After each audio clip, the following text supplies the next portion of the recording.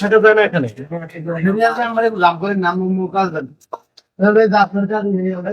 রান্না করা মাংস কাঁচা মাছ মাংসের সাথে রেখেছেন, রক্ত নোংরা সব একসাথে হাতে নাতে ধরলাম। আমাদের স্যার প্রতি বৃহস্পতিবার যদিও আমি আপনাদের সম্পূর্ণ জিনিসটাই দিই, আর এটা আমাদের খুব জোরদার ভাবে বলা হয়েছিল ইনস্ট্রাকশন দেওয়া হয়েছে বারবার আপনাদের রান্না করছে। এটা দ্বিতীয়বারের পরেটা না, এটা তোমাদের বলা হয়েছে বক্স করার জন্য, তারপরে কেন এটা ফ্রিজে কয়টা বিক্রি হবো তোমাদের বলে হচ্ছে যদি থাকে রাতে বেলা তোমরা খাই ফেলো, তারপরে কেন এটা এখানে হলো তোমার কেন এখানে আমার কেন বেদ যদি হতে হইতেছে। এটা আপনার এদিকে কাস্টমার হিউজ পরিমাণে থাকবে, আপনার কর্মচারী এখন সেন্সলেস পড়ে মরে যাবে বসে থাকবে।